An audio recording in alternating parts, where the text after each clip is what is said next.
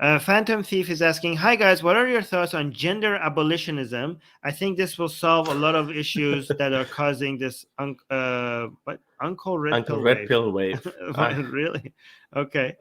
I mean, I believe in gender abolitionism. I just don't think that it will happen organically. I don't think it needs to be pushed for. I think like a gender abolitionism, I believe in it as something that eventually will happen or itself, and I believe it will be a good thing. I don't think it's something that you need to do activism for it, but I do agree that it's a good thing. I haven't thought about it as much, but this is that kind of a double-edged sword where we talk about, hey, if we do something, then it might have the Dunning-Kruger effect. We try to hide something, it's going to have, it's going to become more visible.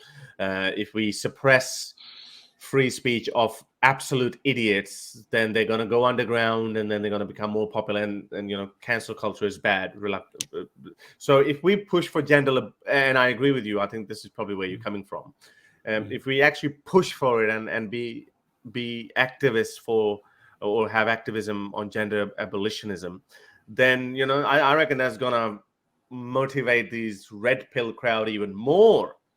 That I reckon that would unite them even more. But I think eventually, yeah, you're right. I think it probably doesn't matter. Like, I mean, we still have this hard work ahead of us to convince these people or educate these people the difference between gender and sex, basically. Yes. We can't even tell these people that, like, I mean, I spend a lot of time on Twitter Spaces, which is a bit of a waste of time. But when Nuria gets in there, like yesterday, I spent like 8 hours or something. But then, yeah, we got a lot of Christian conservatives, some Christian conservatives who support abortion, Christian conservative who didn't support abortion, but by the end of it, he started supporting abortion. But the woman who was against abortion, woman who was in favor of abortion, was so hard on this gender abolitionism, or even giving a light of day to transgender people, etc. So I reckon this triggers conservatives for some reason more than any other issue, it appears. I don't know, maybe this is just that's a good thing. It triggers them more than a war in Makes Ukraine. Me like it more. Yes. I had to go at Majid Nawaz because I thought I've had enough. And I called him out on this weird freaking, after COVID, he's moved on to this weird worldview of, oh, this guy was a clown, he was a comedian, he's stealing US taxpayers' money, and I'm like, what the fuck is he supposed to do? Is he supposed to do? Wait, guys, don't give me any money. Yeah, we'll talk about it some other time. No, let's go back to this. Let's go back to the question though. I think. Oh no, I'm so hot. When we are, as the world becomes more modern and our cultures are becoming a lot more rich, right? I think your biology becomes a less and less part of your identity. Just like ethnicity is becoming insignificant when it comes to your identity, I think your sex is also going to be eventually insignificant when it comes to your identity. Again, I'm not, your sexual biology, that's all still going to be there, but how you see yourself, how you identify, is going to be more associated with, I don't know, the culture that you pick, the views you have, the opinions you have, the shows that you watch. Your sexuality is not going to be the main thing people think about. Like, even now we're getting close to that. You know what I mean? Like, 50 years ago, if you're having this serious discussion and if there's a woman having an opinion in the middle of it, you constantly notice that there's a woman with serious political opinions in this crowd. They're like, okay, these are other people speaking, and also there's a woman. You know what I mean? It actually reminds me of an event that was written by Bernard Lewis in his book, that when Ottoman, they call them Effendis. Effendis mean, it's just an anecdotal story. Other people might enjoy it. Effendi, he went to which was ambassadors when they went to these foreign countries like France, Germany, or Spain, or whatever. So this Effendi writes in his notebooks that we went to Spain, and that country, it was so degenerate that Spanish men let their women sit next to them on a table and have dinners. Like he was explaining that as like, whoa, what the hell? Yes, yeah, that explains what you're talking about. Yeah, I know, but okay. So, but even when in modern societies where women are allowed to have opinions and come and join the discussion, it's just noticeable. It was noticeable.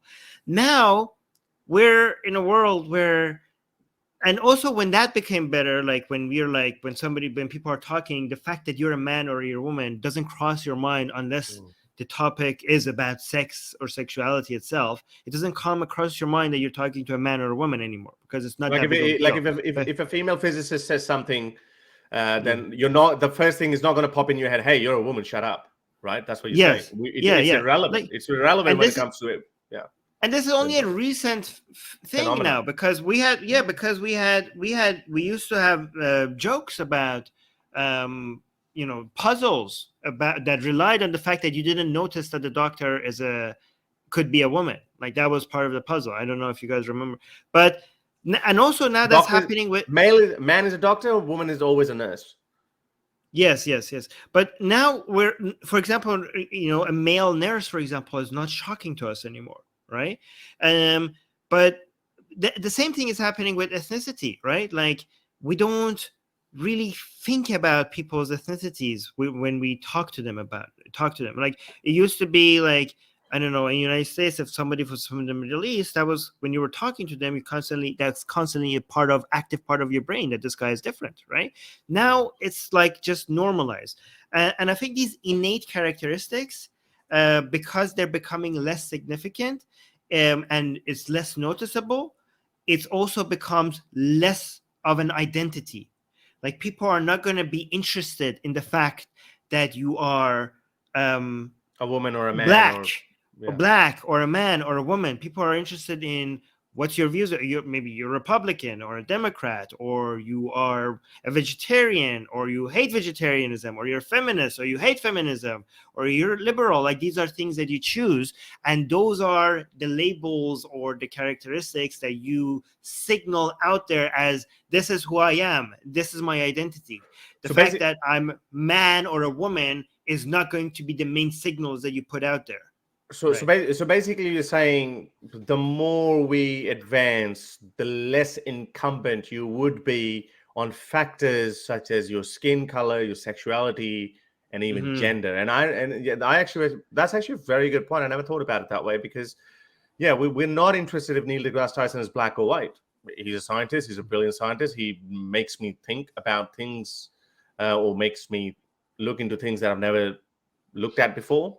And whether there's a female, there's a woman or a male, I don't care. So why do we care about certain aspects, whether that's a transgender or a male or a woman? Only conservatives do that, because everything in conservatism, like they hold on to these old pathetic values. That's why they always say, oh, you're a woman, that's why you're saying that. So I think that's a very good point, Armin. Thank you. I learned something. I agree. I agree. I never thought against it, but anyway. Get my best-selling book, Why There Is No God, for free. Click on the link for it in the description.